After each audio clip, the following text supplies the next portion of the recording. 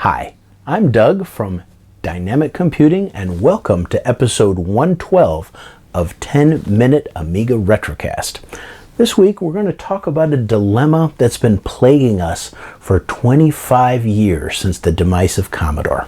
The dilemma is, how do we back up and create copies of these little guys if our regular Amiga floppy disks go belly up? I mean, we all love the GoTech, we all think the GoTech's awesome, but how do you get our original files onto something like the GoTech? And also, there are a lot of us now that are using emulation to emulate our Amigas, whether it's a Mister, whether it's a Pi 400, WinUAE. There are just so many solutions for emulating the Amiga, and early next year, the new A500 Mini is going to be out, and it's probably going to work fine with ADF files too. So how do we create those ADF files? Now, we've all got those shoe boxes full of Amiga Floppy sitting all over our offices. And what a lot of us do is we use a great program like ADF, which is a fantastic utility, to use our actual Amigas to create the ADF files, then find a way to copy them over to our PCs, and that works okay, but there's got to be a better way. In the 90s and the noughties, there was an interface card called the GreaseWeazle that was fairly expensive. I think it was 150 bucks, something like that. But it plugged into your PC and allowed your PC to read and write Amiga floppy disks. Now, the GreaseWeazle has not generally been available for a long time now, but in its day, it was pretty cool. So what can we do? Enter the GreaseWeazle. Nice play on that original name there. The GreaseWeazle was created by Kiers Fraser, who you may recognize his name. He did the Flash Floppy drive emulator for the GoTech drive. So if you're using Flash Floppy emulator on your GoTech, you have Kiers to thank for that. The guy's awesome. Now, the GreaseWeazle design is freely available on his GitHub page, so you're free to order the parts and manufacture one yourself. But who's got the time and energy to do that? Certainly not me. So what do? You order one from AmigaKit. Ta-da! Our good friends over at AmigaKit in the UK are manufacturing the GreaseWeazle version 4 for the whopping, outrageous price of 22 American dollars. Seriously, less than 25 bucks? That little guy can be yours. You can barely build one yourself for that price, to be perfectly honest. Let's take a look at the GreaseWeazle itself. Come on down. Here's the little GreaseWeazle itself, and here's a giant thumb for a comparison of the size. Now, on mine, I find neither grease nor weasels on it, so it's just a creative name. Now here, she plugs into your PC using a standard USB cable. We don't see the big fat standard ones much anymore. Over here we've got some jumpers that you will not generally be moving at all. There's information on the GitHub about what those jumpers do, but at this point in time they're not important. Turning the little guy around, we've got a standard floppy connector right here, bog standard floppy connector. This is the same one that PCs use and the same ones the Amiga uses. And then we have a standard header for power. This only uses 5-volt power. It does not touch the 12-volt. It gets its power directly from the USB on your PC, so you don't necessarily have to use a separate power supply to power your floppy, as I'll show you in a minute. Now, if you've got a big old 8-inch Shugart drive that you want to power up, it's not going to get its power from USB. You'll have to use an external supply, but for what we're doing, this will be fine. Now, there's two kinds of cables that you can use with your GreaseWeazle. You can use one with a twist, which is a standard PC type cable, like this little guy has right here. Doesn't look like it has a twist, but it actually does. I think the twist is back here somewhere. The twist will tell your PC drive that we'll be hooking up to it to work as drive A. You can also use a straight through cable like you have on your vastly superior Amiga. The Amiga's floppy drives, and the Amiga itself is smart enough to tell what's drive DF0 and what's drive DF1 because of their innately vastly superior nature. But on the weak and sad PC world, it needs a baby little twist there to tell it what to do. And speaking of floppy drives, this little guy is a bog standard PC floppy drive. 1.44 megabyte TAC PC floppy drive. Now you can't use just a standard PC floppy drive to read your Amiga disk, can you? Well, yes you can, and we're going to learn how. Now you can also use a standard Amiga floppy drive without any problems at all from your 2000, 500, 1200, whatever. It'll plug right in. I recommend using a straight through cable, but it will absolutely work with an Amiga floppy drive. Now I know what you're asking. Can you use the GreaseWeazle with a giant 8-inch Shugart drive like all of us would really love to have? Yes, it will work with the big 8-inch drives. It will work with 5 1/4-inch drives. It'll work with the ultra rare 3-inch drives. The GreaseWeazle, she doesn't care what kind of drive you use. The first thing we want to do is download the software for the GreaseWeazle. Here's a link to Kier on GitHub. We just scroll right down and we can find the very lovely GreaseWeazle software. Badoink. And here's the latest version, 0.31. You can get it for Windows or you can get it for Mac or Linux, no problem at all. We'll just grab the Windows version. Now you're going to download this and you're going to extract it to a nice little location here that makes sense to you. Now, after I extracted it, I put the contents of it in a folder on my C drive called GW. And that is because some of the stuff we do, we're going to be doing from a command prompt. So you don't really want to be typing in an incredibly long path name or anything like that. So let's actually plug in the GreaseWeazle now. When you plug it in, Windows 10 or Windows 11 will automatically recognize it, automatically set up the drivers. You don't have to load a driver at all. If you're using Windows 7 or 8, then there's some instructions on the GitHub for installing the driver under Windows 7 or Windows 8. Now we're going to go ahead and launch a command prompt here. Badoink. Let's get her full screen. Hey, that's hard to read. Now the first thing we want to do is go to the GreaseWeazle directory. So on mine, I put it in GW. We take a look at it. There's a program called GW here, GreaseWeazle. We type in GreaseWeazle update. And what it does is it will read the GreaseWeazle file here, GreaseWeazle 0.31 update, and it actually updates your GreaseWeazle. Now mine was already updated, so that's fine. Now we also have a couple other commands we could look at. Just do GreaseWeazle /?. Here we've got info about the GreaseWeazle, read, write, erase, clean, seek, update, and so on. You can play with these if you want to. Let's take a look at GreaseWeazle info. Hey, look at that, COM3 Model V4 firmware 0.31. Nice. Now that we have a GreaseWeazle installed physically on the machine, and now that we have the software updated, what can we do with it? Well, remember that DC TV disk that I showed you a little earlier? We can actually convert that disk right on the PC into an ADF file. Now, by default, the GreaseWeazle will convert files into this format called SCP. Take a look at this. We've got a 42 megabyte SCP file here. This was created from an 880K Amiga disk. We have a 74 megabyte SCP file that was created from a 1.44 megabyte PC disk that I was testing. Now these SCP files are useful because you can use a special utility to look at the actual disk and how it's written, how it's burned, the magnetic flux from it, but that's a little bit big.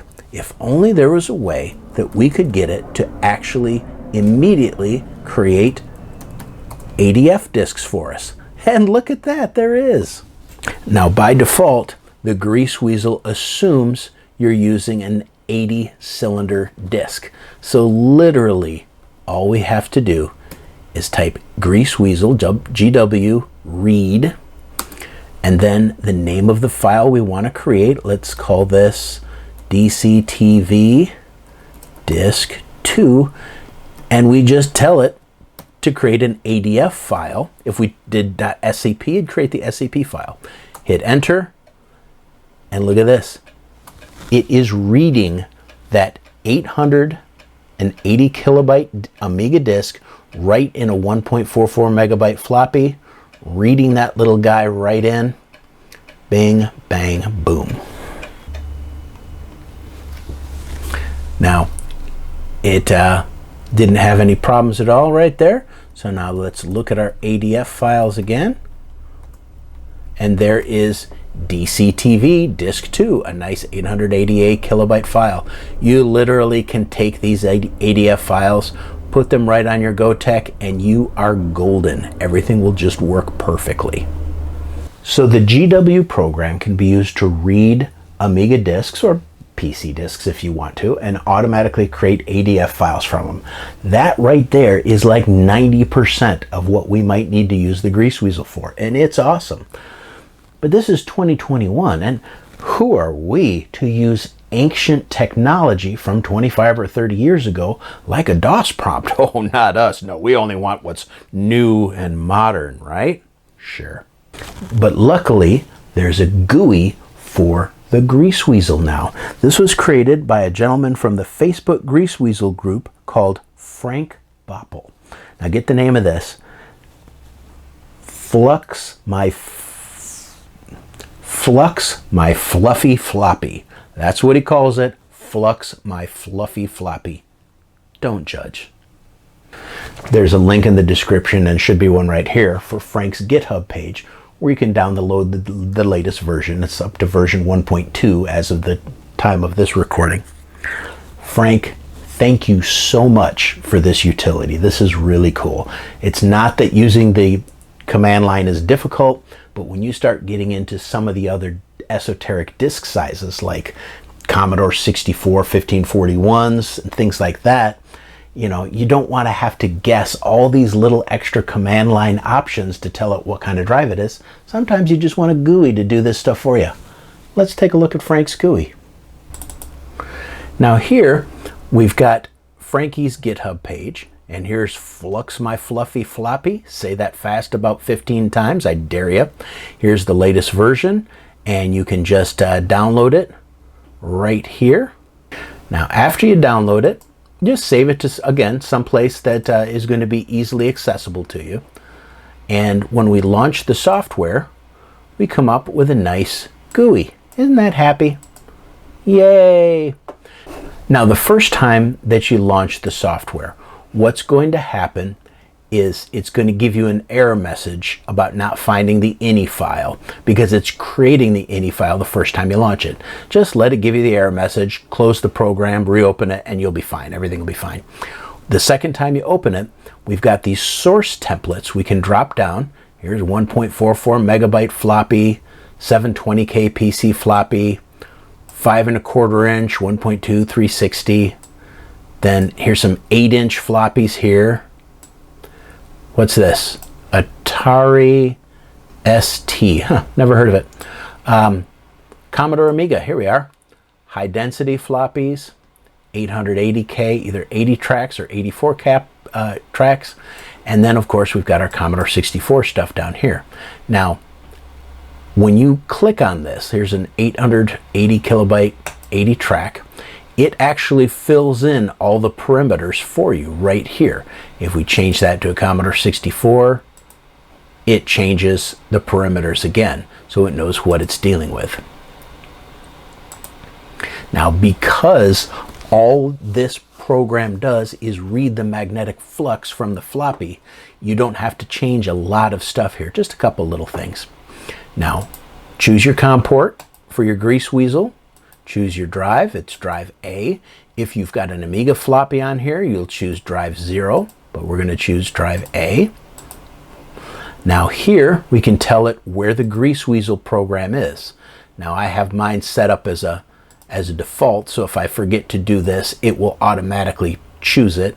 but we're going to go to the GreaseWeazle. There's GW. Okay, there's the GreaseWeazle software folder. I'm going to just put them right back in the GreaseWeazle folder just for laughs. And the file name, we're going to call this DCTV Disk 3 I'm up to now. Pop out Disk 2, pop in Disk 3. Now, we can tell it what format to save it to, SCP, some of these other raw formats, but we want to do ADF. When we tell it to read, bing, bang, boom, it starts reading it. Now, one thing I've noticed is that when you do it from the command prompt, it seems to read it in a little bit faster. And I think that's because it doesn't have as many, I wasn't using as many parameters on it. Now that that's all written in, we can go to our GW directory here and see that it's been written just fine as an 880K floppy. GreaseWeazle, DCTV, Disk 3, there it is, 880K, no problem at all. So now 3 different ways we've created 3 different floppies. Now what's this little tab here that says write? Let's go to write. We can give it a source file name, click the little search button, and we're going to tell it DCTV Disk 1 just for laughs. Now, what's the destination? We have fewer choices with the destination, and I think that has something to do with the way that Frank has set up this program. We're going to tell it a Commodore 880 kilobyte floppy. Now you'll notice it says 84 tracks here, and floppies, Amiga floppies, are 80 track. So I don't know why. I'll ask him about that, but what I do is I just change it down to 80, or cylinders. And let's see, we'll tell it COM port 3, drive select A, GreaseWeazle folder. We're going to give that the GreaseWeazle folder here.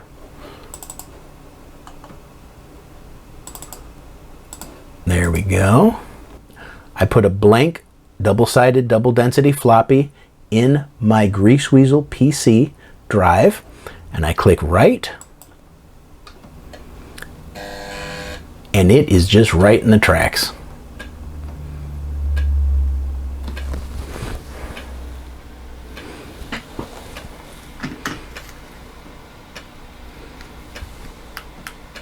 So what have we learned here? We know that we can create 880K ADF files in a matter of a moment or two using the GreaseWeazle and a standard 1.44 megabyte PC floppy drive. We know that there's a GUI with a really cool name that makes it a little bit easier to choose what kind of disk we're making and just a little easier to get around in the program, which is really cool. We're going to take a look at one of the disks here in a second on my lovely Amiga 1000 and make sure she works, one that we just wrote. And then we're going to explore some other cool stuff you can do. So here we have the lovely naked GreaseWeazle and a floppy. We're going to pop out the 880K floppy drive that we just made from our PC. Now we're going to look over at our Amiga 1000. Hey, look, there's Doug. Lovely background image. We'll put that floppy in the floppy drive and see if it explodes. And a few seconds later, look at that. DCTV, the darn disk comes right up without even a second thought. We wrote that right on our PC, never even touching an Amiga, never even touching WinUAE, anything like that. We just created an actual floppy disk. Pretty darn cool. So $25, you send that to AmigaKit, they ship it over to you. It can do all that. Takes minutes. Wasn't any real problem at all to do. That in and of itself is a fantastic deal, and you guys just need to just jump over there and order one right now. For 25 bucks, that is worth the price of admission, hands down. But is that all we can do with it? Is there nothing else we can do with it? Nay, nay. What if we could use this with WinUAE on our PCs to actually look at an Amiga Floppy right in WinUAE through the GreaseWeazle? No, impossible. All it does is read the magnetic flux off the floppy disk. How can you use it as an actual real floppy? Well, through the magic of beta. Yep, that's right. WinUAE, the authors have created a beta of the software that allows you to use a GreaseWeazle as a real disk. Let's take a look. Once again, back on my PC, I'll have a link for this page, but this is a special link to Rob Smith's website with an official beta for WinUAE that allows you to use the GreaseWeazle. You need to already have version 4.4 of WinUAE on your machine, and then go ahead and just click this WinUAE floppy disk preview.zip and decompress it, and look what that gives us here. Once we decompress it, you've got WinUAE 64, which is the 64-bit version, and WinUAE.exe, which is the 32-bit version. You literally copy these into your original WinUAE directory, and it replaces your WinUAE version with this beta. Make a backup copy of your WinUAE first before you copy this over. Now, when we launch WinUAE, let's go ahead and do that. Ba-dink-a-dink. You'll notice that everything's pretty much the same. I mean, all of your old configurations are there. We're going to load up my A1200 configuration. But now, if you go to this folder called Expansions down here, you drop down Expansion Board Settings, you say Disk Controllers, drop down this little list, GreaseWeazle by Kiers Fraser. Enabled, you have to hit Enabled. If you don't hit Enabled, it won't work. Now, make sure you have the right drive letter selected, depending on what kind of cable you have. Drive A, that's fine. That's it. Look what we can do now. We click Start, and it's going to launch our WinUAE session.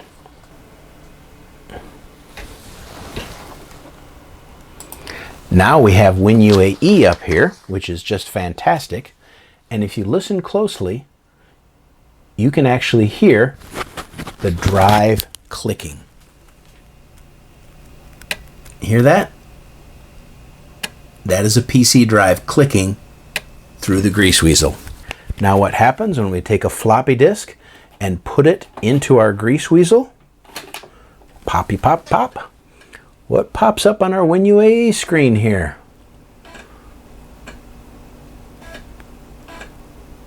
Oh my goodness, it's the DCTV image that I just made. Look at that.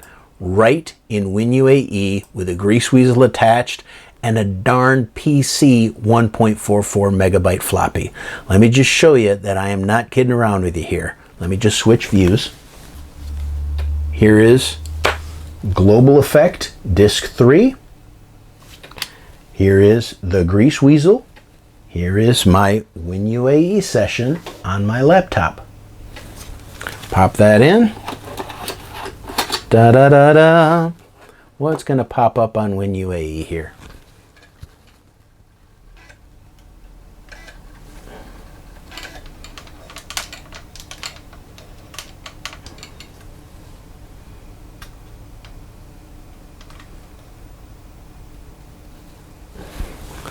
Looky there, Global Effect Disk 3. Tell me that is not the coolest thing in the entire universe. There she is. Right on your WinUAE session, reading real Amiga floppy disks that easily. 25 bucks for the interface, a couple bucks for a couple of cables, and you can use either an existing PC floppy drive or a Amiga floppy drive. Now, how do these work in Windows or in WinUAE? Well, exactly the same as everything else. We don't need this disk here. Let's pop that out. And let's put our DCTV test disk in that we burned.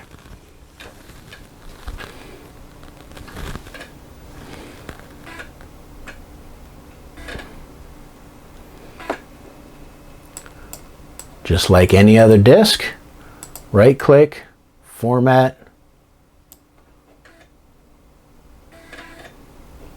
and quick format. The GreaseWeazle doesn't care. Formats the disk just perfectly. Yay! An empty disk. So doing this, if you have a bootable floppy disk in your GreaseWeazle drive, when you boot WinUAE, guess what? Tries to boot to it. No problem at all. You'll be able to use that for your games on actual floppy disks. Boot to it right on your WinUAE session. No issues at all. Now, I did try and format a 1.76 megabyte floppy using a high density floppy. I couldn't get one to format. I think I just have a bunch of bad high density disks, but Amiga absolutely recognized it as a high density disk and absolutely tried to format it as a high density disk. I'll try a few more, see what I can do.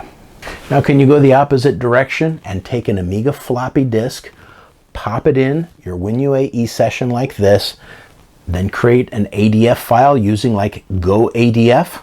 Absolutely. It's just a regular floppy. Now be aware, in WinUAE, it's going to take over as DF0. So if you've got virtual ADF disks, just use DF1, DF2, DF3. Don't use DF0, because then obviously there's going to be a conflict.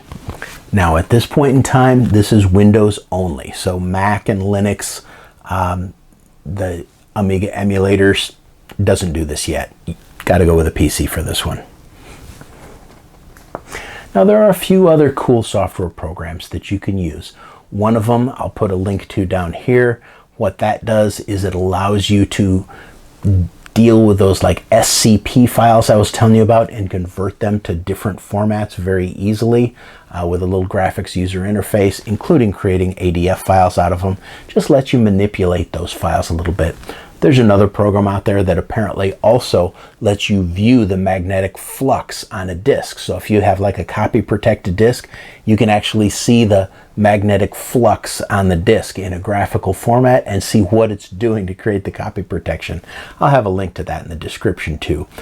Not really pertinent to what I'm doing today, but cool nonetheless. Now, nothing is perfect, of course, nothing at all. And I had some issues with my GreaseWeazle. I popped on my Amiga floppy disk, I think it's from an Amiga 500. Boom, worked perfect. Copying disks, writing disks, everything great. I tried one of my Shinon PC disks that I honestly think is good.